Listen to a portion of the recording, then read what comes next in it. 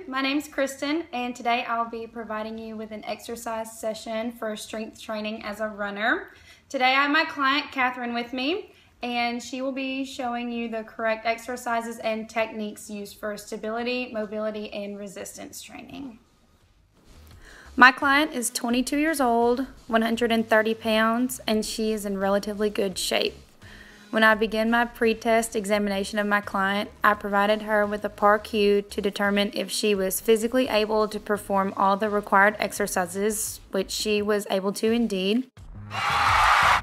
My client has been an avid runner for about 12 years.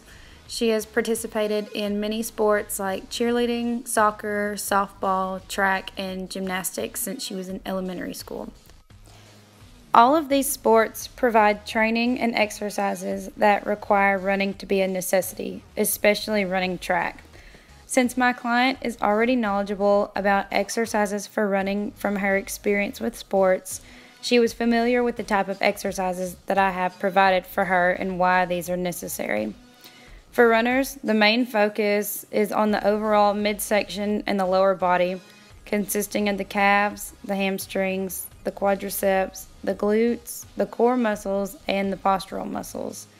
If a runner wants to be able to gain speed while having the ability to endure distance running, they must first begin with the small steps of having good running posture that comes from exercising the muscles in the proper form. Her SMART goal is to decrease her running time from a 7-minute mile to a 6-minute mile within a 3-month period. This is Catherine's main goal for herself that will eventually lead her to competing in a half marathon of 13.1 miles. For this exercise program, I will have my client begin in Phase 2 of the ACE-IFT model, then transition into Phase 3 for the majority of her program and finish with Phase 4. This sequence of phases will provide my client with the basic movement training that is required for all runners, then transitioning into Phase 3 of the load training, which incorporates resistance training exercises, and following with the transition into Phase 4 of performance training.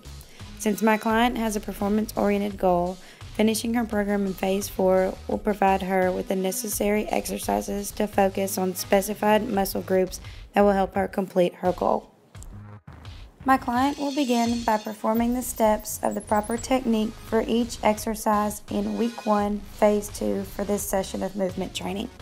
She begins with a warm-up of a 30-second elbow plank, high knees, and leg swings. As she performs the elbow plank, she is contracting all of her muscles simultaneously, keeping her back straight and her glutes low to the ground and tight. This exercise is mainly targeting her core muscles as an isometric exercise. It also helps to strengthen the biceps, triceps, deltoids, postural muscles, hamstrings, quadriceps, and calf muscles. Planks could be considered a full body exercise for the fact that this isometric contraction helps to strengthen multiple muscle groups at one time. High knees consist of quickly pulling your knees up to your chest past a 90-degree angle and keeping your back straight with your shoulders back, switching from one leg to the other. You can do this exercise either running or running in place.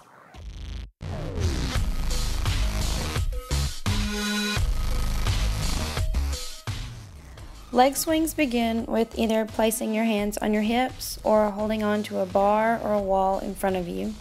You begin by shifting all your weight onto one leg while swinging the opposite leg in front of you inward, then swinging your leg outward as far as you can withstand, then bringing that leg behind you inward.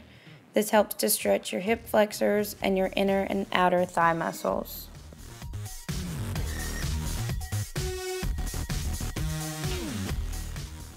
Her first exercise of this session begins with bodyweight squats. She starts by contracting her core muscles and keeping her postural muscles straight and contracted as well. She then squats her body down to a 90-degree angle, keeping her feet shoulder width apart. This exercise will strengthen her glutes, her hamstrings, and her quadriceps. This exercise is completed with 3 sets of 8 repetitions with an 8-pound dumbbell.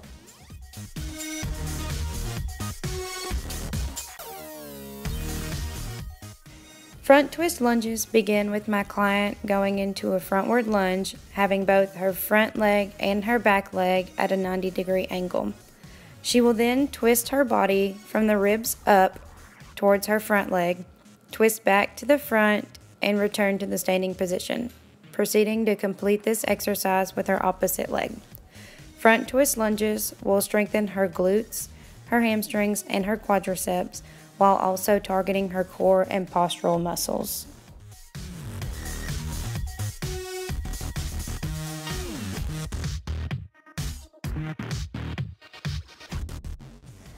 Backwards lunges begin with my client in the standing position, then bringing her knee backwards into a lunge position again, keeping her front leg and back leg both at a 90-degree angle.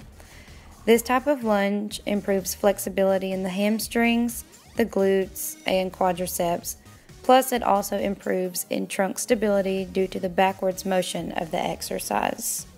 She will be completing this in 3 sets of 8 repetitions with an 8-pound dumbbell.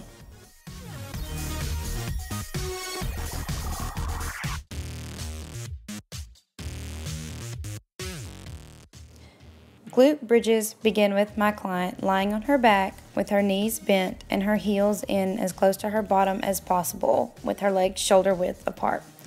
She then pushes off of her heels, moving her hips up towards the ceiling, keeping her back straight while she squeezes her glutes.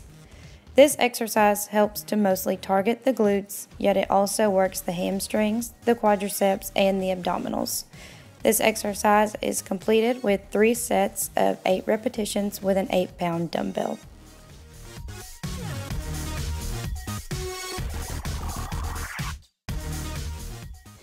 Russian twists begin with my client sitting on the ground with her legs out in front of her. She then lifts her legs up with her knees slightly bent while resting on her tailbone and contracting her abdominals. She begins this exercise with an 8-pound weight, holding in both hands close to her core. She then begins to turn her upper body side to side while still contracting her abdominals. This exercise mainly targets to strengthen the core muscles, but it also strengthens some of the postural muscles as well. This exercise is completed with 3 sets of 8 repetitions.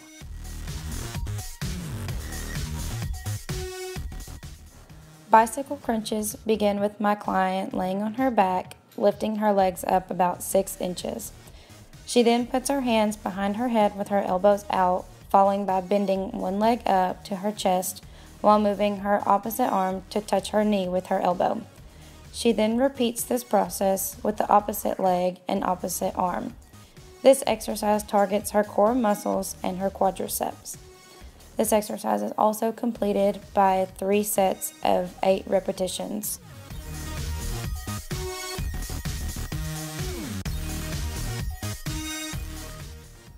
Our last exercise for this session is calf raises.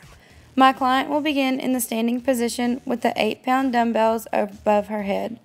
She proceeds to lift her body onto the balls of her feet, contracting her calf muscles while keeping her core tight. She keeps her back straight with her arms tight and close to her head, squeezing her biceps, triceps, and deltoids. Performing this exercise with the weight directly above the head helps to strengthen the body overall, incorporating the core muscles while also improving shoulder flexibility and strengthening the calves in one combination. This exercise is completed with 3 sets of 8 repetitions with the 8-pound dumbbell.